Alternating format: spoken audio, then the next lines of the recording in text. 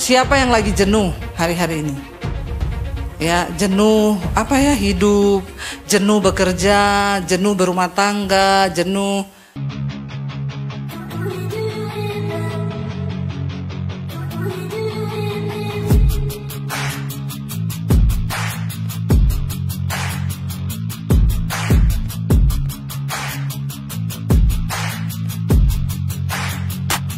Selamat datang di channel Bela Kebenaran.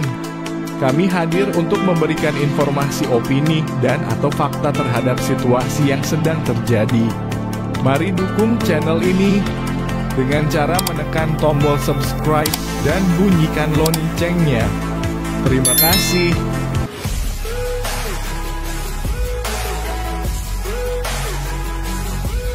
Kita ada di tema hari ini adalah tentang mengatasi kejenuhan. Siapa yang lagi jenuh hari-hari ini?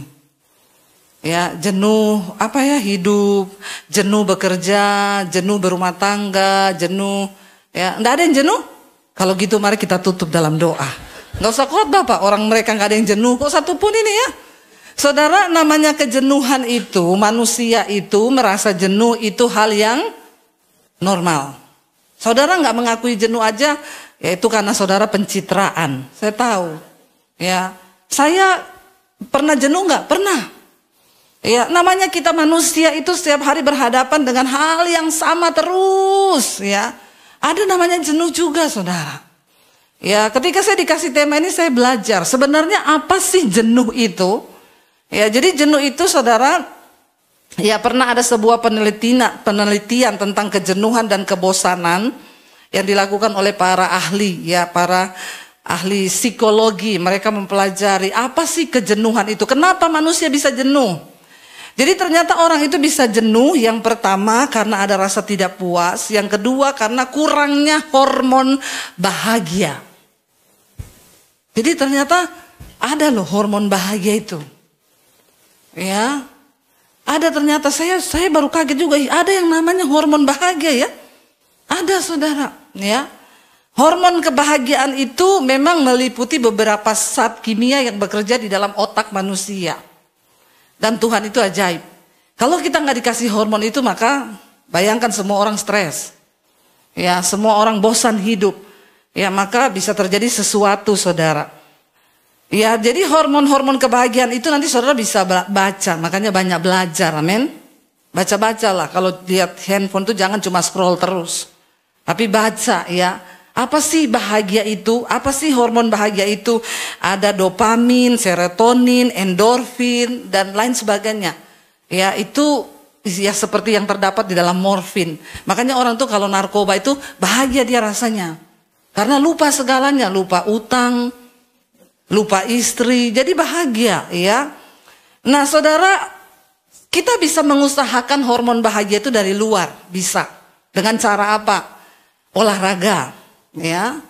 Ternyata olahraga itu bisa meningkatkan, ya. Tapi itu sifatnya eksternal loh, yang dari luar loh, nggak bisa diutamakan, ya. Nanti kalau kebanyakan olahraga, rohaninya nggak dibangun, ya itu jadinya pura-pura bahagia.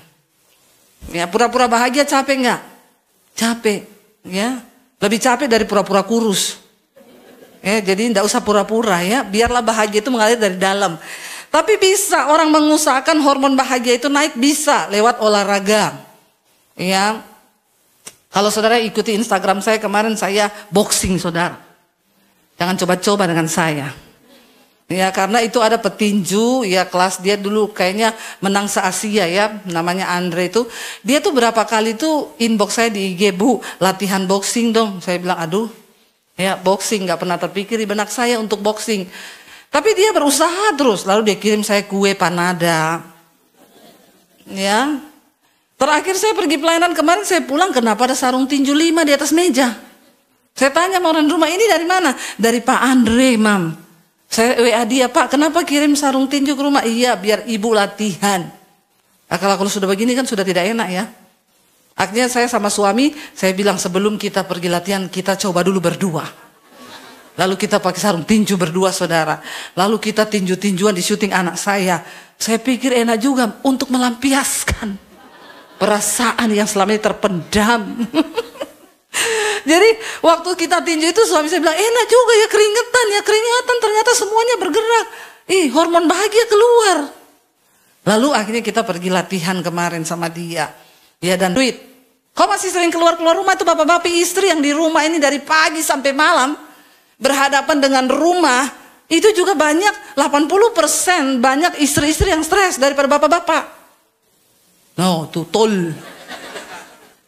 Ya, ketemu kita di belakang. Jadi saudara, apalagi udah di rumah seharian terus suaminya bilang cukup nggak cukup 2 juta. Stres nggak itu ibu-ibu? Ya, tunggu tenang bapak-bapak. Abis ini ada pembelaan. Ibu-ibu dulu saya kasih tenang ya. Jadi ibu-ibu itu juga banyak stres saudara. Makanya perlu sekali-sekali bapak itu pulang rumah, ajaklah istrimu keluar melihat udara segar, menghirup udara segar. Saya ini dulu waktu anak-anak masih kecil-kecil itu, saya ini ibu rumah tangga 100% loh. Dari pagi saya sampai malam tuh di rumah, suami saya pergi bekerja. Makanya kalau dia pulang, dia udah starter motor, dulu masih naik motor, saya lihat dia mau keluar. Saya mau kemana? Isi bensin, ikut saya, bahagia saya. Cuma pergi isi bensin. Bahagia loh saya. Apalagi kalau dia bilang mau mampir makan bakso. Puji Tuhan, haleluya 12 kali. Jadi bapak-bapak tolonglah kau tingkatkan kebahagiaan istrimu itu. Ya setidaknya dari dia bisa melihat seharian cuma lihat dapur terus, bawalah dia keluar lihat pom bensin, no?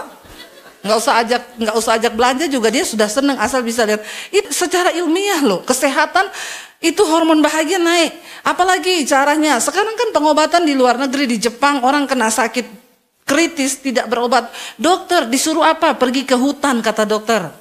Kamu jalan gak usah kaki, injak tanah.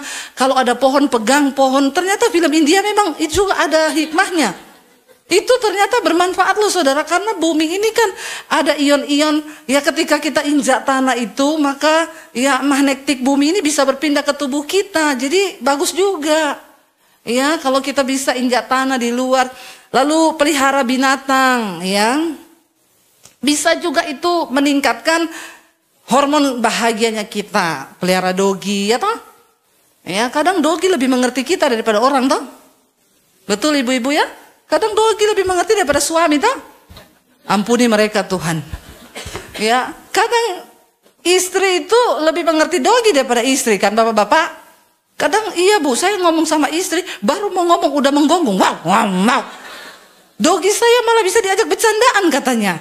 Ya, jadi secara ilmu kesehatan, hal-hal yang bisa menambah ya hormon bahagia itu pelihara binatang, pelihara tanaman, ibu-ibu ya, pelihara anggrek itu bisa meningkatkan hormon bahagia. Tetapi itu dari segi luar. Nah, hari ini kita mau belajar. Kalau firman Tuhan berkata apa? Buka bersama Yesaya 40 ayat 29 sampai 31. Haleluya ya. Yesaya 40 ayat 29 sampai 31 kita baca 1, 2, 3. Ya kalau sudah dapat kita bisa baca sama-sama 1, 2, 3. Dia memberi kekuatan kepada yang lelah dan menambah semangat kepada yang tiada berdaya. Orang-orang muda dikatakan di sana apa? Menjadi lelah dan lesu dan teruna-teruna jatuh tersandung. Tetapi orang-orang yang menanti-nantikan Tuhan mendapat kekuatan baru. Mereka seumpama Raja Wali yang naik terbang dengan kekuatan sayapnya. Mereka berlari dan tidak menjadi lesu. Mereka berjalan dan tidak menjadi lelah. Dikatakan di sana Tuhan, Dia memberi kekuatan kepada yang lelah dan menambah semangat kepada yang tidak berdaya. Siapa yang bisa memberikan kita ini kebahagiaan sehingga kita nggak jenuh, tidak merasa puas? Saudara, selalu ada dalam hidup manusia. Dikatakan di sana Tuhan itu memberi kekuatan kepada yang lelah dan menambah semangat pada yang tidak berdaya. Hidup ini memang melelahkan. Mau saudara anak Tuhan, mau bukan anak Tuhan, mau jemaat biasa, mau pendeta, harus diakui hidup ini melelahkan.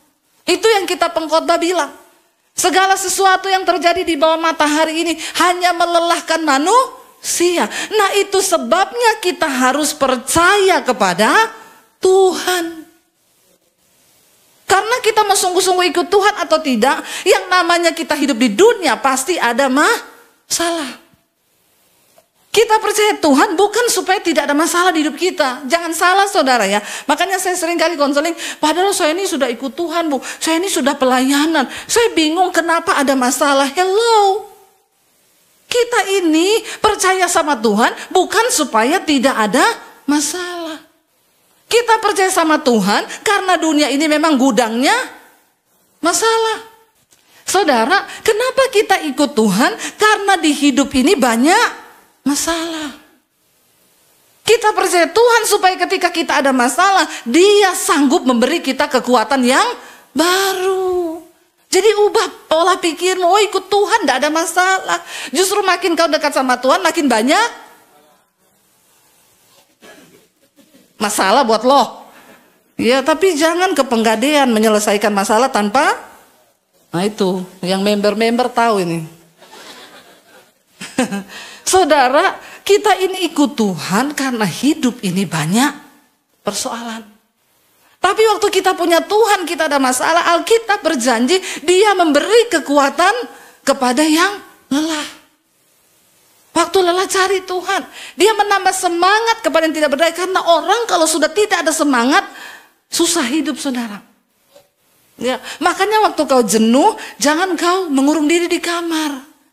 Karena kita manusia diciptakan sebagai makhluk sosial, salah satu cara juga menambah hormon kebahagiaan itu bersosialisasi dengan orang lain. Ya, tapi manusia itu makin stres, makin ngurung diri di kamar. Ya nanti tambah stres, ya banyak yang bunuh diri tuh. Jangan ketemu dengan orang-orang saudara, ya ketemu dengan ya di ibadah atau ketemu teman yang seiman, tapi jangan pergi dugem ya. Masih ada yang dugem di sini? Tidak usah angkat tangan. Ya bertobat. Saudara, ketika kita menghadapi masalah, kita percaya Tuhan, Dia memberi kita kekuatan yang baru. Dan ayat ini berkata, orang-orang muda menjadi lelah dan lesu. Sekarang banyak anak-anak muda itu lelah loh dengan hidup. Masih muda padahal. Iya, masih muda, udah, aduh aku nggak tahu ya. Saya banyak dengar sekarang anak-anak muda yang cewek bilang gini, Bu, kayaknya kita udah nggak mau menikah deh. Kenapa? Iya, aduh saya banyak loh temuin anak-anak cewek wanita berkata begitu. Kenapa kau nggak mau nikah? Aduh lihat keadaan zaman begini ya, cari laki-laki yang baik juga kayaknya susah. Masih ada laki-laki yang baik, masih ada. Ya, asal kau berdoa. Ada kok, masih ada. Ya, cari yang dari Tuhan, berdoa karena rencana Tuhan itu nggak pernah gagal. Ya, selalu ada orang baik, orang yang takut Tuhan tuh masih ada. Asal kau harus berdoa sungguh-sungguh karena lihat zaman sekarang, bodoh, laki-laki selingkuh. Ya, udah ditemani dari susah. Ya, begitu sukses dia berkhianat. Ya. Jadi bagaimana ya Bu? Jangan menjadi lelah loh. Teruna orang-orang muda menjadi lelah dan lesu. Bahkan banyak teruna yang jatuh tersandung. Karena itu kita harus dekat dengan Tuhan. Ayat yang berikutnya berkata, tetapi orang-orang yang menanti-nantikan siapa? Tuhan. Mereka dikatakan apa? Mendapat kekuatan baru. Mereka seumpama raja wali yang naik dan terbang dengan kekuatan sayapnya. Mereka berlari dan tidak menjadi lesu. Mereka berjalan dan tidak menjadi lelah. Kenapa raja wali dipakai sebagai contoh bagi kehidupan kekristenan? Raja wali itu ketika ada badai angin datang, dia memakai badai dari kekuatan angin itu untuk membawa dia naik lebih tinggi saudara. Dia menikmati setiap badai itu. Orang Kristen harus seperti itu. Setiap persoalan masalah yang datang dalam hidupmu, biar pakai kesempatan itu untuk membawa level imanmu naik semakin tinggi. Itu yang Tuhan mau. Jangan menjadi lelah. Daud berkata begini, mari kita buka Mazmur 43. Ya, Daud itu percaya kepada Tuhan. Dia menjadikan Tuhan sebagai tempat perteduhannya. Dia berkata bahwa Tuhan itu satu-satunya tempat. Dia suka dan cinta dengan kediaman Tuhan. Ya, Mazmur 43 ayat yang keempat, saudara. Mazmur 43 ayat yang keempat. Di sana firman Tuhan berkata begini. 1, 2, 3. Maka aku dapat pergi ke mezbah Allah, menghadap Allah yang adalah apa? Sukacitaku dan kegembiraanku, dan bersyukur kepadamu dengan kecapi, ya Allah, ya Allahku. Daud berkata, Tuhan itu adalah sumber apa? Kegembiraan. Jangan taruh sumber kebahagiaanmu dan kegempat yang lain. Jadikan Tuhan sebagai sumber kegembiraan kita. Karena orang yang jenuh itu stres, saudara. Kenapa banyak orang pukul orang? Ya, karena dia nggak bahagia. Tapi waktu kita bahagia, kita cukup. Ya, maka kita bisa bersyukur bahkan dalam lembah kekelaman. Daud berkata, Tuhan itu sukacitaku dan kegembiraanku, dan aku bersyukur kepadamu. Yang pertama, ketika engkau jenuh dengan hidup, maka carilah Tuhan. Amin. Daud merasa bahwa tempat kediaman Tuhan, hadirat Allah itu cukup memenuhi kehidupannya, dan itu menjadi sumber sukacita dan kegirangan. Saudara, saya juga sering merasa jenuh loh. Ya contoh, kalau saya ini baru pulang, kemarin pelayanan khotbah 6 kali di Solo, setelah itu saya mampir ke sekolah Alkitab di Bandungan, saya ngajar 4 hari full di sana.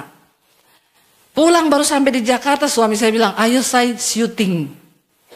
Rasanya capek, rasanya ada kejenuhan, rasanya mau terjebak dalam rutinitas seperti itu. Tapi saya cepat-cepat ketika sudah mau jenuh, saya mencoba untuk mencari Tuhan, mengingat betapa Tuhan itu baik. Waktu saya mulai mau lelah, sebelum saya berkata-kata, saya ingat Tuhan. Ya, saya naikkan pujian, saudara. Jadi saya kadang kalau nyanyi itu saya lagi berperang melawan diri sendiri. Ya, yang mulai merasa jenuh, mulai merasa bosan, mulai merasa capek, kayak gini terus tuh capek. Ya, makanya banyak pendeta bilang, aduh, ya rasanya kita ini kalau terjebak dalam rutinitas, sebenarnya nggak ada seperti itu. Kalau engkau mau dekat dengan Tuhan, menjadikan hadirat Tuhan sebagai sumber sukacita dan kegembiraanmu, makanya semuanya akan jauh berbeda. Orang tanya sama saya dan suami, Bapak Ibu tuh nggak pernah healing ya? Lo healing kita tuh pelayanan. Justru kita 2-3 hari nggak pelayanan, rasanya kayak mau stres. Ya, kami menemukan Tuhan ya sebagai sumber sukacita. Ketika saya lelah, suruh syuting lagi, udah mau capek, saya nyanyi. Aku ada hari ini karena Tuhan baik dan teramat baik bagiku. Semua yang ku alami bersamamu ku lewati. Indahnya kasih Tuhan seperti pelangi sehabis hujan. Kadang-kadang air mata netes, saudara. Saya menyadari bahwa saya masih ada hari ini, itu semua karena anugerah Tuhan. Terima kasih Tuhan, yang tadinya mau jenuh, yang tadinya mau bosan, jadi bersyukur, terima kasih Tuhan. Dan hadirat Tuhan menjadi sumber kegembiraan dan sukacita kita. Makanya ayat berikutnya, ayat 5, Daud berkata begini, saudara. Mengapa engkau tertekan, hai jiwaku, dan mengapa engkau gelisah di dalam diriku? Orang yang jenuh, yang bosan, itu jiwanya sedang tertekan. Kita harus bertanya dan memerintahkan kepada jiwa kita. Lalu Daud berkata saat dia jenuh, dia bosan, dia tertekan, dia bilang sama jiwanya apa? Berharaplah kepada Allah. Sebab dia bilang apa? Aku bersyukur lagi kepadanya, penolongku, dan kata-kata bersyukur lagi, itu sesuatu banget, saudara. Daud berkata, aku bersyukur lagi kepada Tuhan. Di saat jiwa kita merasa jenuh, rasanya sulit untuk bersyukur, tapi Daud memerintahkan jiwanya dan berkata, aku bersyukur lagi kepada Tuhan. Yang kedua, bagaimana kita bisa mengatasi kejenuhan dalam hidup? Banyak-banyak bersyukur. Apa yang perlu kita syukuri dalam hidup ini? Satu hal yang terbesar yang seringkali kita lupa untuk kita syukuri, yaitu hidup ini, saudara. Kita masih hidup itu puji Tuhan, haleluya 12 kali loh. Amin. Kita sehat itu puji Tuhan. Apa yang patut kita syukuri? Hidup ini patut kita syukuri. Setiap hari bersyukur, Tuhan aku bersyukur buat suamiku walaupun dia pelit. Ya, enggak apa-apa ibu-ibu, syukuri suamimu. Ya, karena ketika kau bersyukur itu mendatangkan berkat. Ya, siapa tahu suamimu diubahkan Tuhan, toh? Bapak-bapak, aku bersyukur Tuhan buat istriku walaupun dia cerewet. Ya, tapi istri itu cerewet untuk kebaikan bapak-bapak loh. Amin enggak ibu-ibu? Ibu-ibu ini selalu benar. Tidak pernah salah. Ya. Ibu-ibu itu cerewet untuk kebaikan bapak-bapak. Ya. Jadi mari kita mulai belajar bersyukur. Syukuri anakmu, syukuri suamimu, syukuri istrimu. Hal-hal yang kadang-kadang sepele, tapi itu menjadikan hidup ini berarti, saudara. Ya. Sampai satu kali ya saya pernah khotbah juga kan, ada ibu yang ngomong, "Bu, saya mau ngeracun doginya suami saya itu. Suami saya itu lebih sayang dogi daripada sayang istri, Bu." Saya bilang, "Kenapa begitu?" "Enggak tahu, kalau pulang kantor, Bu, enggak masuk rumah, belok ke kiri masuk ke kandang dogi." Saya bilang, "Ibu jangan diracun doginya, mending ibu belajar dari dogi." Coba sekali-sekali ibu intip itu di kandang dogi, itu bapak ngapain sama dogi? Saya bilang, soalnya setahu saya, Bu, saya itu punya dogi. Saya kalau pulang dari luar kota, ya dia baru dengar mobil, itu di dalam rumah sudah teriak-teriak, udah lompat-lompat. Ketika saya masuk, dia peluk saya, dia ciumi saya, itu dogi, Bu. Lah sekarang ibu belajar daripada ibu racun itu dogi, mending ibu belajar dari dogi. Kalau suami pulang, ibu bertingkah seperti dogi itu. Ciumi suamimu, ya peluk, ya gantungan ke suamimu, saya bilang. Ya coba dia pulang ya, ibu memang berdiri memang di depan pagar sebelum dia belok kiri. Ya, ke kandang dogi. Saya yakin kalau dia melihat istrinya seperti itu, luar biasa. Soalnya selama ini kalau suami pulang, ya bukannya disambut dengan sukacita, "Halo Pak, diciumin enggak? Bawa enggak?" Suami lagi capek, pulang istri menggonggong. Bagaimana suami mau betah di rumah? Jadi jangan ya, mari kita belajar bersyukur. Syukuri hidup kita, syukuri rumah tangga kita, syukuri suami, syukuri istri, amin. Waktu kita mulai belajar bersyukuri pekerjaanmu, saudara. Ada orang yang bosan, tapi coba kau lihat, ya pekerjaan yang sedang engkau jenuhi hari ini, banyak sekali orang yang pengen di situ. Waktu kau bosan dengan pekerjaanmu, ingat bahwa ada begitu banyak orang di luar sana yang sedang kehilangan pekerjaan. Ingat bahwa ada begitu banyak orang di luar sana yang sedang mencari pekerjaan dan mereka belum menemukan. Syukuri pekerjaanmu karena dari situlah Tuhan memberkati. Kita hidup harus bekerja cari uang. Karena hidup ini butuh uang, gak dibawa mati. Memang, mana ada orang mati pakai duit. Yang pakai duit itu orang hidup, ya. Tapi jangan mata kita tertuju kepada uang. Soalnya kalau nggak ada uang hidup ini repot, saudara, bikin susah orang, bener ndak? Ya kalau nggak utang, pinjam, ndak bayar, ya numpang makan. Saya dulu pernah merasakan nggak ada uang, saya pernah merasakan itu. Tapi puji Tuhan saya nggak pernah minta uang, saya nggak pernah pinjam uang, ya. Saya tidak pernah datang sama orang karena saya tahu saya ini hamba Tuhan. Waktu saya pinjam uang sama orang, saya sedang mempermalukan nama Tuhan. Tapi orang gak ada duit itu gak enak. Ketika sekarang saya diberkati Tuhan, ya puji Tuhan, ya saya bekerja hari ini. Kerja saya apa? Ya kalau pulang tuh syuting loh 2 hari, sehari itu 2 kali tayang di YouTube. Ya saya digaji dari YouTube, saudara. Ya kalau saya mau capek, saya ingat Tuhan. Saya mau bekerja giat untuk Tuhan dan memang harus bekerja. Sekarang saya diberkati dari YouTube. Lewat berkat yang kami terima, kami bisa berbagi dengan puluhan hamba Tuhan di desa-desa. Bisa bantu bangun gerejanya. Bisa menyekolahkan anak-anak di sekolah misi. Itu kan semua dampak dari hidup kita kan. Kenapa kita harus bekerja? Kenapa kita harus giat? Jangan pernah jenuh. Karena lewat hidupmu akan banyak orang yang mengalami berkat Tuhan, saudara. Jangan bosan, kerja. Karena Alkitab bilang orang yang tidak bekerja tidak boleh makan. Ya, saya pernah merasakan dulu ndak enak hidup ndak punya uang. Ya, mau pinjem malu tapi juga kadang ndak makan. Ya udah puasa terpaksa, saudara. Ya berharap ada yang ngajak makan. Karena memang nggak bisa makan dulu. Tapi hari ini, ayo kalau engkau mau jenuh dengan pekerjaanmu, bilang Tuhan, ampuni aku. Aku bersyukur karena di luar sana banyak orang yang nggak dapat pekerjaan. Tapi pekerjaannya yang halal. Jangan simpanan no, ani-ani yes. Jangan ya bertobat kalau pekerjaannya begitu ya. Itu tidak halal. Ya itu berdosa. Tapi kalau selama kita bekerja benar, bekerja giat, ya ayo kita sungguh-sungguh. Jangan pernah jenuh dengan hidupmu. Kalau engkau mulai jenuh dengan pernikahanmu, saudara, coba ingat-ingat dulu hal-hal yang membuat kau jatuh cinta. Banyakkan waktu untuk pergi berdua dengan suami, ya, dengan istri. Supaya kita ini jangan jenuh. Kalau sudah jenuh itu bahaya. Karena Alkitab berkata, kita sudah baca tadi, Tuhan berkata bahwa Dia akan memberikan semangat kepada orang yang letih lesu dan tidak berdaya. Harus ada semangat dari dalam diri kita. Siapa yang bisa menyemangati diri kita? Ya diri kita sendiri. Kau mau bangkit atau terpuruk, di luar sana gak ada orang peduli, saudara. Yang harus peduli dengan diri kita, Saya sama suami itu bilang, ya kayak kita ini. Kita kan sebenarnya tahu cara untuk kurus itu seperti apa toh? Semua tahu nggak? Tahu kan? Yang pertama jamu, jaga mulut. Oh, jangan makan sembarangan. Tahu kita.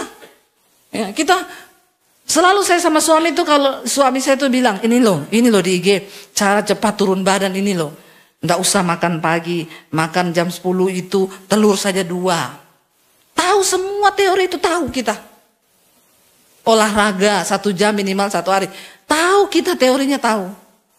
Tapi semangat dari dalam diri untuk melakukan itu kan harus ada semangat toh. Ya, kalau kita nggak semangat ya nggak bisa. Ya saya kadang dengar suami saya itu bangun pagi, dia merenung sebentar lalu semangat. Treadmill, semangat. Dia menyemangati dirinya sendiri. Ya. Dan memang harus seperti itu kan. Kalau bukan kita yang menyemangati diri kita, siapa lagi, saudara? Nggak ada. Makanya hari ini, ayo kita berdoa sungguh-sungguh, Tuhan kami mau, Tuhan. Buang semua kejenuhan, kami mau berharap sama Tuhan. Dan Alkitab ayat ini berkata, bersyukur lagi kepada Tuhan sebab Dia penolongku dan Allahku. Jangan pernah lupa, saudara, Tuhan itu penolong. Tuhan itu Allah kita, Dia sanggup melakukan jauh lebih banyak dari yang kita doakan dan harapkan. Mari kita hidup dengan penuh semangat hari-hari ini supaya hidup kita boleh menjadi berkat, supaya kita boleh sungguh-sungguh lebih lagi mengejar perkenanan Tuhan dalam hidup kita. Dan ketika sudah waktunya kita kembali kepada Tuhan, setidaknya kita nggak akan pernah sia-siakan waktu hidup yang Tuhan beri. Karena waktu Tuhan panggil, Dia akan tanya loh, saya kasih kamu waktu hidup 70 tahun. Berapa banyak yang engkau habiskan untuk aku, untuk memberkati orang, untuk bekerja menjadi berkat?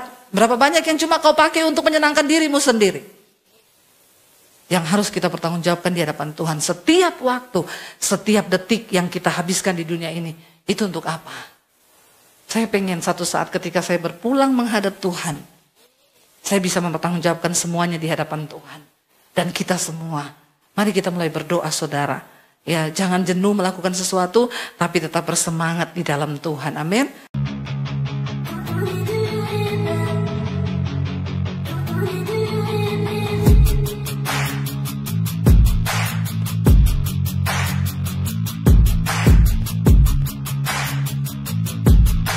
Terima kasih sahabat sudah menyaksikan tayangan kami hari ini.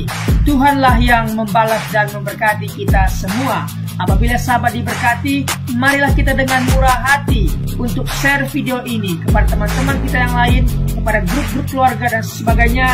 Dan jangan lupa meninggalkan komentar di bawah video ini, serta menekan tombol subscribe video kami, sehingga sahabat tidak ketinggalan video-video terbaru dari kami.